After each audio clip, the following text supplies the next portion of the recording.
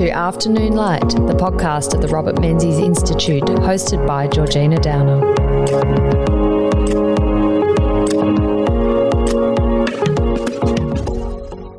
"72 years ago, in the aftermath of World War II, the Menzies government signed the ANZUS agreement with the United States. ANZUS has provided the bedrock of Australia's defence and strategic posture ever since. Australia's relationship with the United States grew out of our shared sacrifices in World War II, where the citizens of the two countries first began to really get to know one another. Joining me to discuss a fascinating story that shapes not just that period, but the relations between the United States and Australia is author and former Senator Brett Mason. Welcome to Afternoon Light, Brett. Hi, thanks for having me, Georgina. Thank you. It's a pleasure, and we're here to talk about your new book, Saving Lieutenant Kennedy, the heroic story of the Australian who helped rescue JFK, which I have read almost all. And it is, I mean, Kim Beazley says it's a story written with great flair, a must read. I agree. I have loved this book. I am not normally partial to military history, and I must say I have changed my mind. Thank you, Georgia. It's very engaging. That's very generous. I appreciate it. Thank you. But tell me, Brett, why did you decide to write this story about Lieutenant Kennedy's rescue during World War II? Georgina, years ago I had heard about Reg Evans, and I knew he had helped rescue. And we should say Reg Evans is the coast watcher who saves Lieutenant Kennedy. Yeah, a coast watcher who was stationed in the Solomon Islands during the Second World War, and along with Solomon Islander scouts, in the end, of course, saves Lieutenant Kennedy and Kennedy's crew. I knew about Reg Evans, and the truth is that events forced me to do it very, very quickly. So it's the 80th anniversary this year since Evans helped rescue JFK and his crew. It is, of course, 60 years ago this November since, of course, President Kennedy's death. And also President Kennedy's daughter, Caroline Kennedy, of course, now is US ambassador to Australia. And so I had to write this book, and I wrote it fairly quickly, but I hope it's enjoyable to read. It was certainly enjoyable to write. Well, and I saw the other day that Ambassador Kennedy and her son actually reenacted the swim that her father had undertaken to seek help, didn't he, when he was stranded on a sort of remote Solomon Island? That's right. It's actually potentially quite hazardous, principally these days, not because of still fighting the Japanese, of course, obviously, but the wildlife can be fairly hazardous there. Yes. You got to be a bit careful, but you're quite right. Sharks and barracudas, I read. That's right. Yes, nasty. So just paint a picture for me and our listeners, Brett, about how Lieutenant Kennedy gets to the Solomon Islands and into a situation where he needs rescuing, because we know him, of course, as the glamorous president of the United States with a beautiful wife and a fairy tale story, and obviously a life cut tragically short with his assassination in November 1963. But he had a storied military history, and he did, and actually quite a fascinating life in the lead up to that too. Quite right, Georgina. It's fair to say that President Kennedy, Jack Kennedy, as he was universally known, he was a war hero, a legitimate one, and a fair income war hero. How he ended up in the Solomon Islands is interesting. He had a lifelong love affair with the sea, with yachts and sailing, and his choice of, when war eventuated after Pearl Harbor in December 1941, his choice of service was naturally enough the United States Navy. But first of all, he tried for the Army, he was rejected, tried for the Navy then, was rejected, and after doing more calisthenics, he always had health problems. Kennedy with his back and with his intestinal problems. He's finally got into the United States Navy. It was interesting. He was offered a job in Washington, D.C. in intelligence. And he was the perfect guy for that. He was educated. He travelled a lot. He had great family connections, as your listeners would be aware. And in a sense, he was built for that, Jack Kennedy, but he wanted to see action. And he didn't need to. He could quite legitimately done his job in Washington throughout the Second World War. He sought action. And he had to plead to his parents and to political contacts to finally be given a chance to fight in combat. And, of course, that was to command a PT boat, a patrol torpedo boat in the Solomon Islands. So he arrives there in the middle of 1943.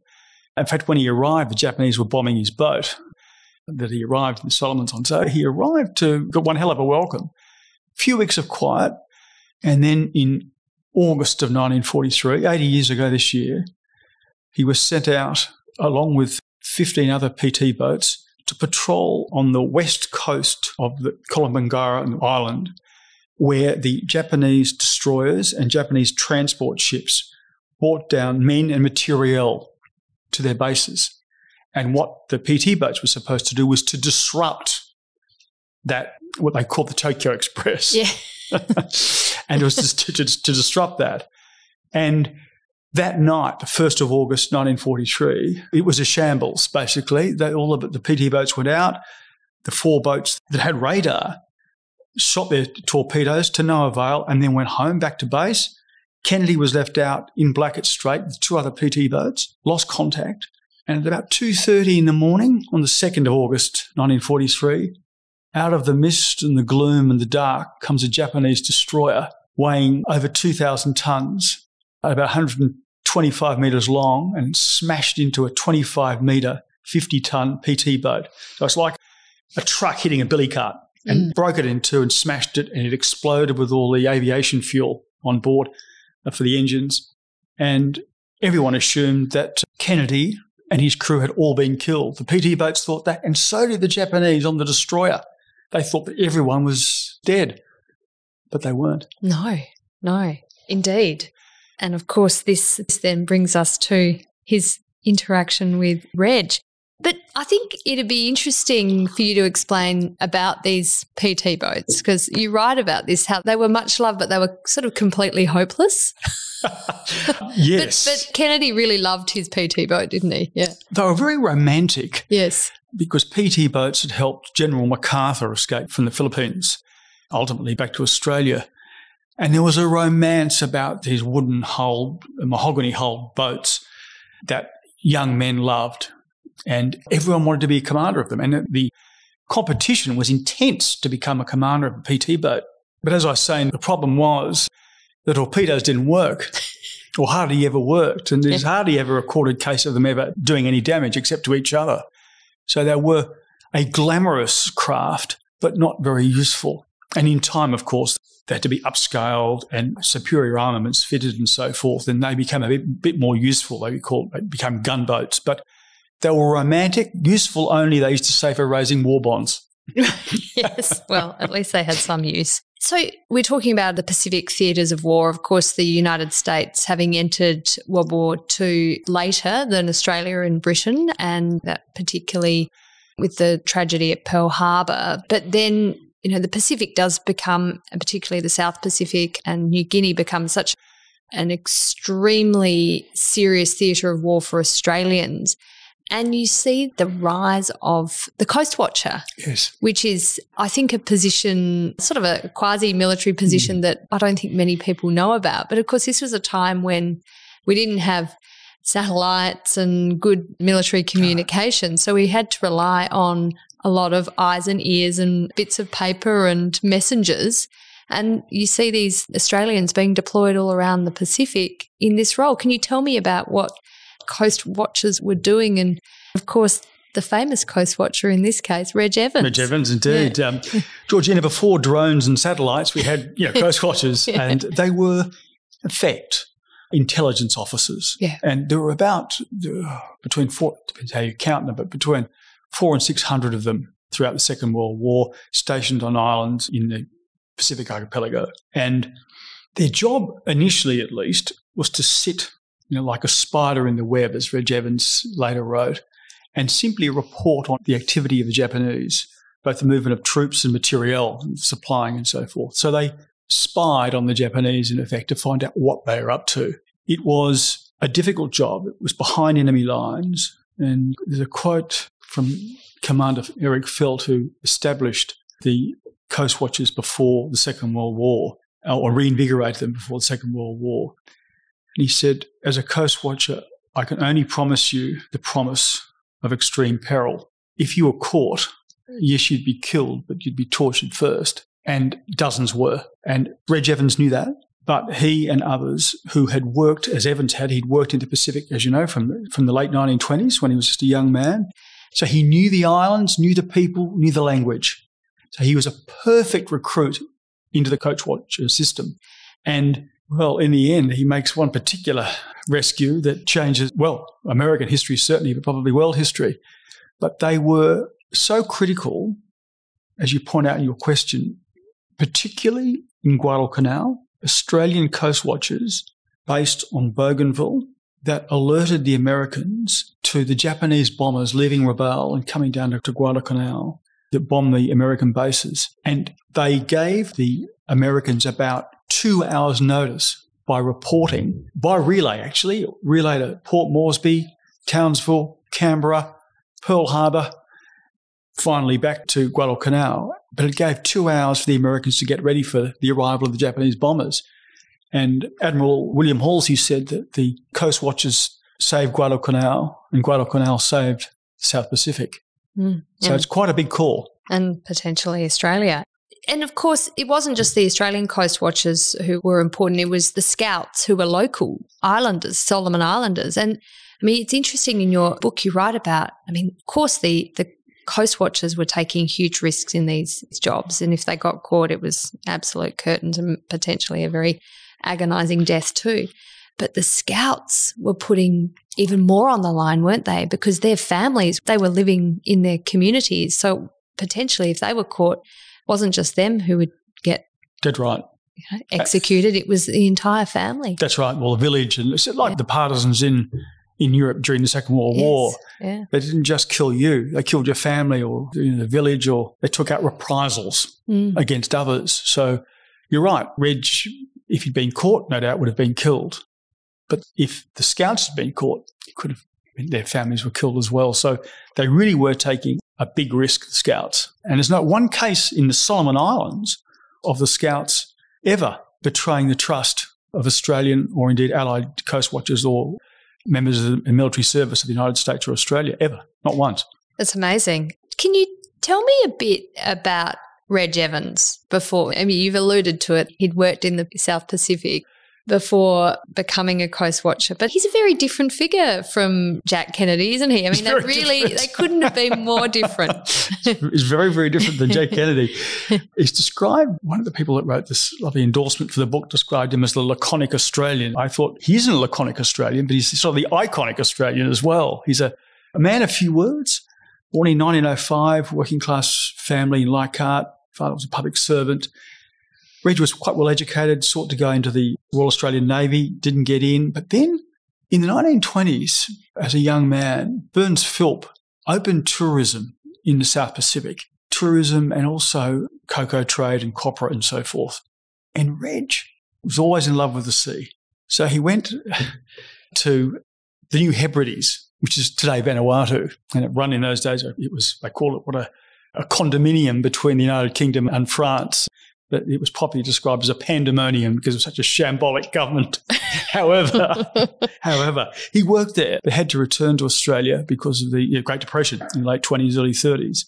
But he kept a lifelong love of the sea and also a lifelong love of the Pacific Islands. With Jack Kennedy, on the other hand, well, he came from a striving Irish family, comfortable at one level, but competitive and tense nonetheless. I'm not sure it would have been comfortable being a Kennedy always, frankly. I think it was a pretty tough upbringing at one level, a very competitive life.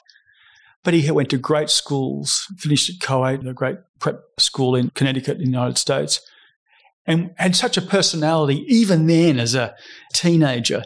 He was considered most likely to succeed in what no one knew, but he was likely to succeed in something. Great personality, Jack Kennedy. And everyone who's ever met him says, he was a lovely smile and he was great fun. Both men and women thought that. He was sort of a born leader, wasn't he? Reg was, I mean, you describe him as quite diminutive, a quieter, taciturn person. But they both had a love of adventure, didn't they? They both wanted to be on the water and out in the sea. And they shared that, Georgina. Yes. They did share a love of the sea. Different personalities. Yeah, you're quite right. He was a shyer. He was only about 5'4", Reg Evans, Kennedy's 6'1" or something. He's a small bloke, but with a lovely smile. He had a thin face, but a lovely smile, Reg Evans. And he had something, He married very well, the daughter of a judge of the Supreme Court of South Australia, Gertrude Slaney Poole. He had something. He was a guy who was quite self-assured in his own way. And that came out, obviously, as a coast watcher when he was in the Solomons. Prior to World War II, Australia and America hadn't had much to do with each other, had they? I mean, you write about this. They sort of almost had no contact, and the population sort of could have almost not known the other existed. And it's quite sort of curious to read about that but for World War II, Australia and America might otherwise have had quite a separate existence. But how was that sort of first meeting of the two countries? It's a good question, actually, because I assumed there'd been more contact between Australia and the United States before the Second World War. There was actually very little. I mean, there's a little bit of symmetry to the development. Arthur Phillip leaving Portsmouth a day before the Constitutional Convention commenced, the debates commenced in Philadelphia in the United States. There wasn't the United States then, but when they were first developing the Constitution. And by the time he arrived in Sydney, there were several signatories to the Constitution. And by the time the Second Fleet arrived, 13 states had signed up. So there's a certain symmetry, but the truth is Australia was initially populated by convicts and the military. It took a while before free settlers arrived. The United States was different. It attracted dissidents and people seeking political and religious freedom. Australia wasn't like that. We forced certain people to come here, as you know. It was a different culture. Yes. There was some interaction during our respective gold rushes. Some Aussies went to California and weren't very welcome because they behaved so badly. Some of the Americans came back, of course, for the Ballarat Bendigo gold rushes in the 1850s. But they didn't stay. Bit of contact during the First World War, the Battle of Hamel, when with General Monash leading the charge. But again, not much. And then virtually nothing until just before the Second World War, where the truth is that the security threat from Japan forced Australia and the United States together, a shotgun marriage, really. And just prior to the war, the Americans did arrive and did some just before the war, early scouting around for air bases in northern Australia, just in case Japan attacked the Philippines. Why? Because they would attack back from Australia. And they knew that, even in the late 1930s. So, but, really, there was no air service, no submarine cable. We had imperial preferences in trading, which annoyed the United States, of course. The Americans were also protectionist. And they were isolationist in their foreign policy with a mode of the Pacific and the Atlantic. And it's interesting on the isolationism, which is a real feature of US foreign policy. It sort of ebbs and flows, of course, over the generations and different presidents. But Jack Kennedy's father, who'd been an ambassador, I think was it to the UK, American ambassador to the UK, he was a staunch isolationist, wasn't he? And then his son, his second son, Jack, he's studying in his university thinking, I'm not satisfied with this. I think America can give more to the world. And he really went against his father, and he wrote a best-selling book about how the United States should play a much more active role in democracy around the world and standing up for liberal values. That's right. It wasn't unusual to be an isolationist, was it, in the United States? The Republican Party generally was isolationist before the Second World War. Many famous Americans were Charles Lindbergh, very much against being involved in another bloody European war. And in a sense, you can understand that. Sure. But Jack Kennedy thought, you're quite right, he wrote a best-selling book based on his honours thesis at Harvard, that it wasn't only the right thing to do to protect democracy against totalitarian powers in Europe, but it was in America's interests to do it. That it suited America to become a protector of democracy. It was good for America and good for the world. Of course, it was the beginning of the move from America being a continental power to a global power. It's interesting in your book you write about the influx of 1 million Americans into Australia during the war when Australia's population was just 7 million. And the instruction manual that American soldiers are given before they enter Australia, and how, was saying something like a meat pie is like a hot dog, and cricket, the Australians like to play cricket. It's a really boring game. But it's boring, that's right.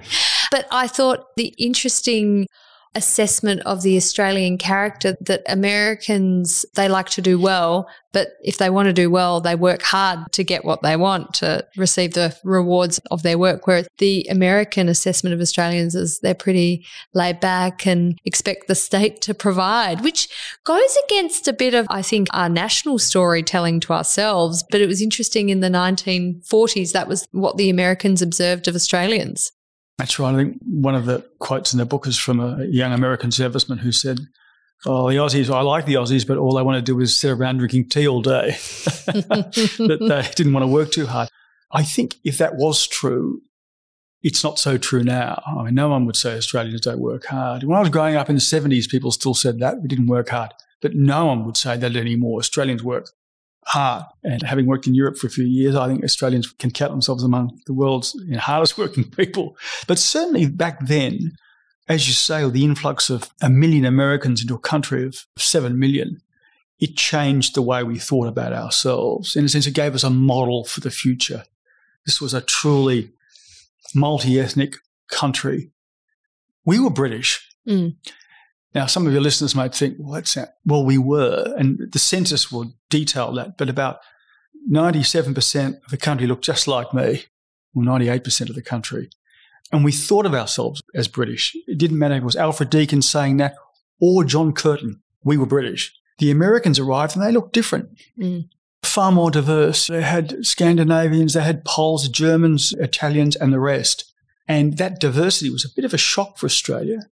But also the dynamism and their can-do attitude, it sort of shocked a rather staid Australia. And Georgina, I remember my grandmother, my mother's mother, who lived in Brisbane during the war, telling me that the Americans, they looked different. They were sort of cleaner cut, better uniforms, more money, more handsome, she said. I don't know how true that was, but more handsome. And yes, more diverse. She thought that too. They weren't all Anglo-Irish. It did force Australia to look at ourselves anew, I think. And they were better paid too. They certainly were, yes. Their soldiers, their officers were much better paid than their Australian counterparts. And that made for some difficult moments, didn't it? And some sort of jealousies, and the fact that the American soldiers could take out the Australian ladies and entertain them to a much higher standard than their Australian soldiers could. That's right. And it was quite a bit. I think it was 2 or sometimes 3 times as much they were paid. So they had access to stocking, cigarettes, grog and the rest that the Aussies really didn't. Better cut uniforms. My grandmother was right. And there was often tension, not so much between Australian civilians and American servicemen, between Australian and American servicemen. The Battle of Brisbane, about, this happened every now and then, not just in Australia but elsewhere. Yeah, so this was where Australian soldiers and American soldiers got into a massive brawl in Brisbane. Yes. In fact, I've been to where it happened. In fact, it's strange because the American PX and the Australian PX, Postal Exchange, were just within about 150 yards of each other, just around the corner. And, of course, they're both drinking. One was on Thanksgiving night, and Americans are drinking to celebrate Thanksgiving. The Australians are drinking because they were drinking. We're Australian. And, and of course it was the United States that the military police got involved. And anyway, it became a huge brawl, which was largely covered up because it was in no one's interests, of course, that any dissension between Australian and American troops that became public knowledge, although my grandmother said everyone knew what had happened, but they were so grateful to the Americans that they would put up with it. Civilians just were so grateful. I must say this, Georgina, people forget this, that this is March 1941. So this is before Pearl Harbor. Mm-hmm. America is still neutral, but Australia is at war fighting in North Africa and also in Greece and shortly in Greece and Crete in Europe. But we're scared, of course, of Japan. An American naval squadron under Admiral Newton dropped by and several ships, and they berthed in the Brisbane River. I can see where they berthed just outside my window in my apartment in Brisbane. And more people, as a percentage of the population, turned up to see those American servicemen walk and street through the valley into the City Hall. on any other occasion in Australian history, something like, more than 90% of the city's population, people were petrified of Japan. And the fact that the Americans had arrived, and they were still neutral in America, just showed how desperate Australia was. So we shouldn't forget that Australian people were scared, and how easy it is to forget that for that period, even before Pearl Harbor. But for a couple of years, we were really very scared. And of course, Robert Menzies, who was Prime Minister at that stage, was imploring Winston Churchill, British Prime Minister, to take the threat to Australia from Japan much more seriously. And there were concerns that Australia was left very exposed because our soldiers were off, as you say, in the Middle East, in Greece and Crete, not defending Australian territory.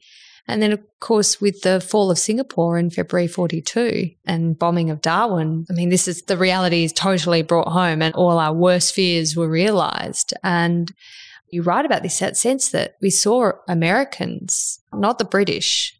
We've turned to America and looked to America, as John Curtin said, who takes over as Prime Minister after Menzies resigned. But he says we look to America because Britain wasn't there. Britain has to fight its own war and in its own theatres of war in Europe. And we are now looking to America for assistance to defend our country, to defend our way of life. It's a big mindset change, change really quickly too. And you see, you're describing the population of Australia is also scared and quite quickly looking in the other direction, looking east to America. You're right that we were shocked but not surprised by the Japanese advance. And what horrified Australians was how rapid the advance was south, as you say, through Hong Kong, Manila, Singapore, and then Rabaul, and then, of course, the bombing of Darwin in February 1942. It happened so quickly that all of a sudden the Japanese are at our doorstep. And you can imagine being an Australian living in Brisbane, or indeed anywhere. It's not an exaggeration to believe that Japanese could be in your backyard in a couple of weeks because they had come all that way very, very quickly. Fortunately, the Americans were on their way, and General MacArthur, of course, arrived not long after, 1942, and he started to build up American forces. But it took a while, Georgina. It took actually a while before the Americans came in any great numbers. But when they did, with the naval battles, of course, and Battle of Coral Sea, of course, was really important, stopping the Japanese Navy getting to Port Moresby. The Japanese Army stopped on the Kokoda track. Australian-American troops stopped them. And also, of course, at Milne Bay. Of the three ways, Japanese were hoping to get to Port Moresby, but Australians largely stopped them and the American Navy. But it took really until after the Battle of Midway in June 1942 before Australia could sort of breathe a sigh of relief. But John Curtin didn't believe we were safe until months after that. No. So we have diverted, of course, from the story of the 1st, 2nd of August, and we've left poor Jack Kennedy in the sea. His PT boat destroyed. They're with 11 other crew, I think it is. And the Japanese think they're dead. The Americans think they're dead. What happens next? That's right. Poor Jack Kennedy, his officers back at the base start planning a memorial service. So there was 13 on the PT boat. 2 were killed instantly. 11 are left. That's 10 plus Jack Kennedy. They're in the water from about 2:30 a.m. on the 2nd of August. They're holding on to the wreckage, which is obviously still floating. And by about 1 p.m. the next day, or 1:30, what's that? 11 hours later, they're still in the water holding onto the wreckage, but it starts to sink. And they're also worried about the Japanese planes or Japanese Navy picking them up. Kennedy spies a small island and says, "Gentlemen, we're going to have to make that island." And so for the next 4 hours, they swim towards this very small island, Plum Pudding Island, the British called it, and today it's called Kennedy Island.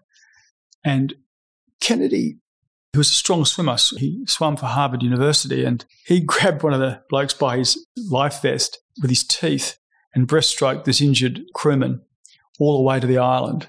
It's very brave, extraordinary, and others followed. So all 11 finally got, after about 4.5 hours, got to the island where they could rest. There were a few coconuts, but not much to eat, not much to drink. But at least for the moment, they were safe. So that was about 6 p.m. or so on the 2nd of August. I mean, can you imagine after all that time, there's basically nothing to drink, nothing to eat. You're feeling pretty desperate. You're in the middle of enemy territory, Japanese planes going over the whole time. What do you do? Well, you're right. There were thousands of Japanese encamped nearby. And what Kennedy did is he went out and said, we need some water and I need to all flag down another PT boat or an American craft. It's extraordinary, but this is the energy of youth. He gets to the island after a bit of a rest, decides to go out searching, trying to attract the US Navy. He couldn't do it, but came back later to his crew exhausted, nearly drowned. And it was a couple of days later, as they moved to islands further south, that small islet chain, that they came upon a hidden canoe, some water, and the Japanese candy that was actually a secret stash from the Islander scouts. And then they came around a corner and saw two young Melanesians, Solomon Islanders, inspecting the wreck of a Japanese barge. And they thought, oh, look, let's grab their attention. And they started waving at these two young Melanesians. And the Solomon Islanders saw Jack Kennedy and his crewmate and thought, oh, God, who are they? Thinking they were Japanese. And so they paddled off. But as they paddled off away from Kennedy and Barney Ross, who was with him, his crewman, they stopped, fortunately, at the island where the other Americans were to pick up coconuts. And they met the other Americans, and after some difficulty, because the Solomon Islands didn't trust, they just saw white men. Yeah.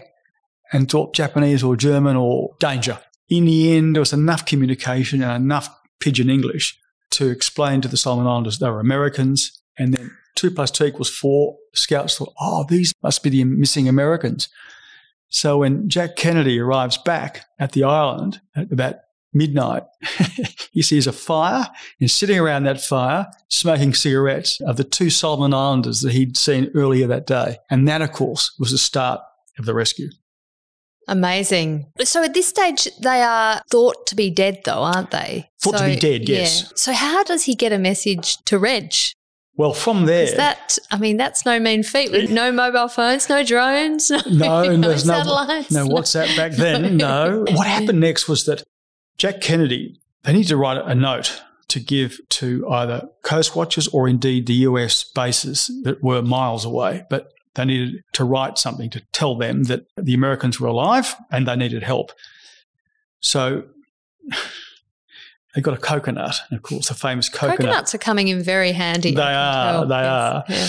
And, of course, he famously etched that note and gave it to the... And this coconut, this is kept, this coconut. Remember this coconut, Yes, everyone. it is. Yes. It is kept. The coconut is Don't kept. forget the coconut. Yes. And the 2 scouts take the coconut and they stop off also with an invoice. Actually, it was a Burns Philp invoice from the company that Reg Evans worked with before the war. And it was also had a note from Barney Ross on that invoice, plus the coconut. And the 2 scouts headed off towards... I think they had a pen. Did they have a pen? Yeah, or pencil, something. Oh, pencil, yeah. Yeah, they did. Yeah. And they went off to the US base. But they stopped by and saw other scouts. And they told the scouts. And the other scouts, of course, informed Reg Evans, the Coast Watcher. And they paddled for, 18 hours or something, the 2 young Melanesians towards the US base. But then the other scouts told Evans, and Evans said, right, first thing next morning, you have to go back to the Americans and bring their commanding officer to see me, and we will plan the rescue.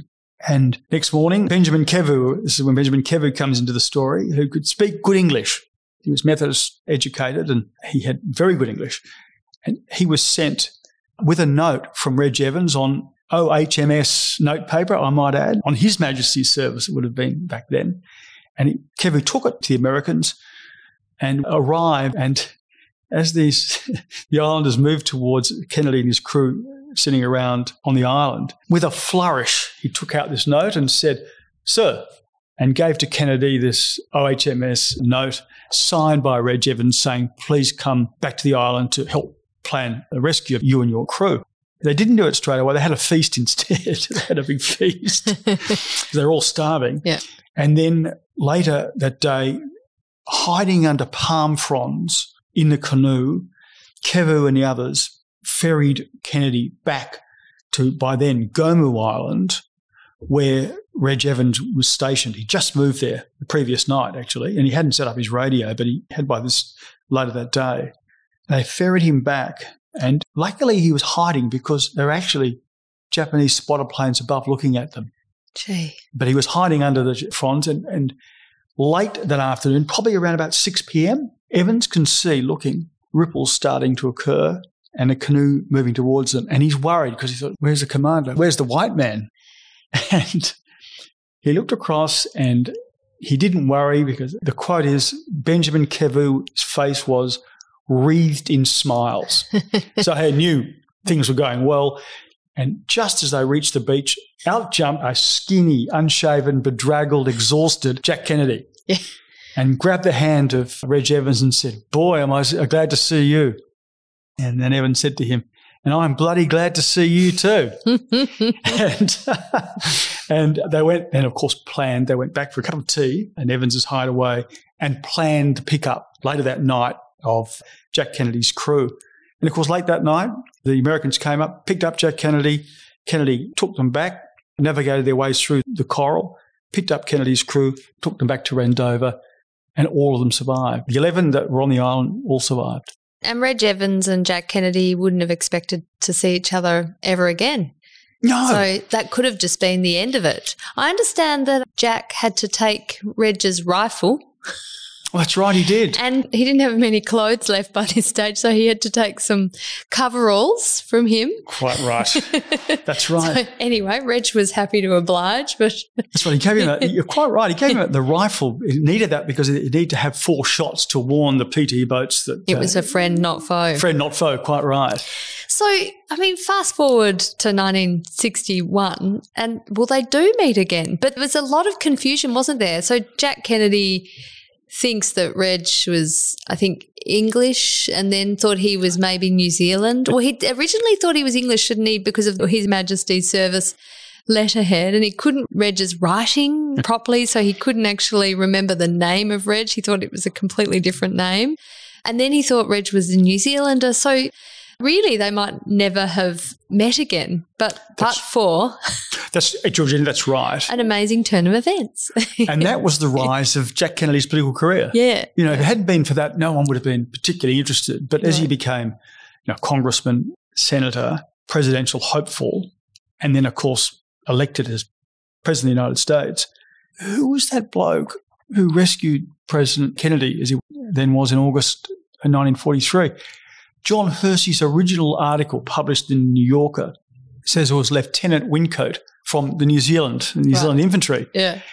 And, of course, there was no Wincote. And Evans knew, because he read that article when it was republished in Reader's Digest in late 1944 back in Australia. I thought it was me. It wasn't a bloody Wincote. It wasn't a New Zealander, So he knew he knew that Jack Kennedy was the person he'd rescued. Yeah. Because it was the only one he ever rescued. Right. The only one. Yeah. It's interesting, isn't it? But he said he kept his mouth shut. He said, because it was no halos and glory stunt. It was another long day and a long war. Why would I buy into that? Mm. But in the end, there was so much attention around who rescued Jack Kennedy. And the Pacific Islands Monthly, the small newspaper, then a magazine in Sydney, got hold of the story. And the call went out. Who was it? And Eric Felt, who I mentioned before, Commander Eric Felt, said the person who it would have been in that island at that time would have been a guy called Lieutenant Reg Evans. Wherever he is, he could shed some light. Evans was made aware of it and finally went in to see the Pacific Islands Monthly, and still a long way to go. But in the end, of course, he outed himself and then was outed to the American press as the rescuer of Lieutenant Kennedy. But it took a long time. And then how did he get to meet the president? I mean, how did this transpire? Because Reg is still in Australia and no doubt the president is pretty occupied. Well, he became a bit of a celebrity because it took a while to identify him. So it was a mystery. It was a mystery. Yeah. And it's funny, here we are in the Menzies Institute. When Menzies first met Jack Kennedy in February of 1961, Kennedy said to Menzies, well, Australia's partly responsible for my administration. Yes. Because just the next day, Pierre Salinger, who was Kennedy's press secretary, announced that Lieutenant Reg Evans had been identified as the rescuer. So it was what a great icebreaker for Menzies and Kennedy. And from there, President Kennedy invited Reg Evans to the White House to meet on May the 1st, 1961. And he became a bit of a celebrity.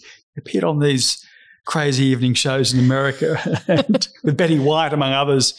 And he appeared on the Jack Paar Show, who was like a precursor to Johnny Carson, the Tonight Show. And he was a very popular figure for a short time in the United States in 1961.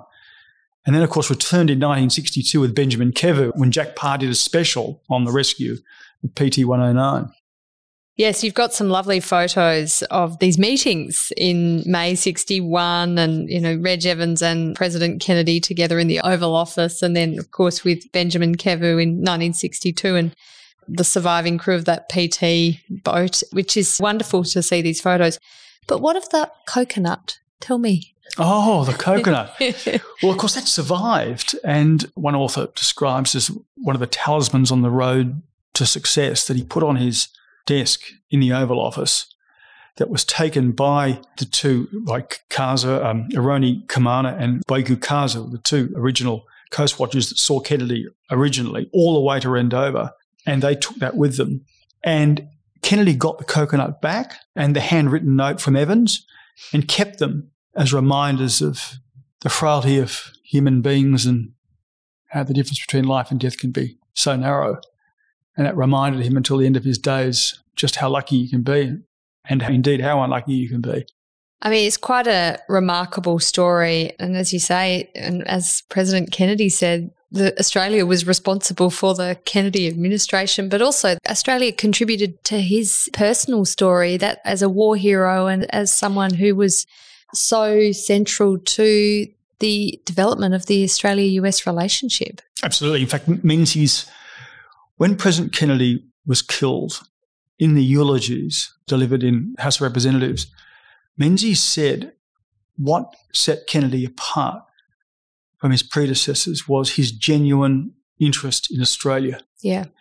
And it is true that Kennedy had planned to come originally in 1963 to Australia, and then, of course, it was rescheduled for the Australian spring of 1964. But obviously that didn't happen when he was killed in Dallas. But there's no question that Kennedy was very keen to come here and loved Australia. The America's Cup, of course, in 1962, and made that lovely speech about Australia and Australians being this great nation of 10 million people, that great sportsmen, great soldiers, and great allies.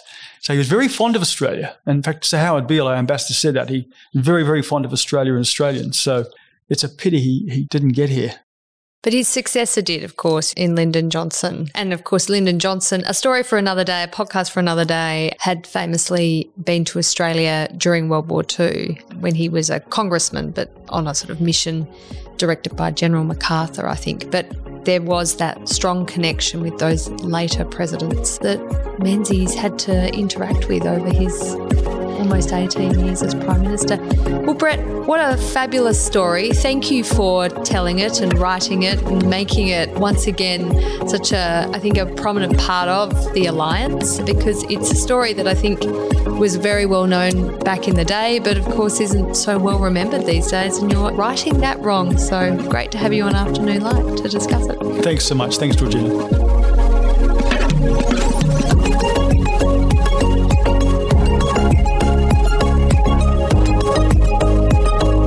That's it for this week's episode of Afternoon Light, the podcast of the Robert Menzies Institute.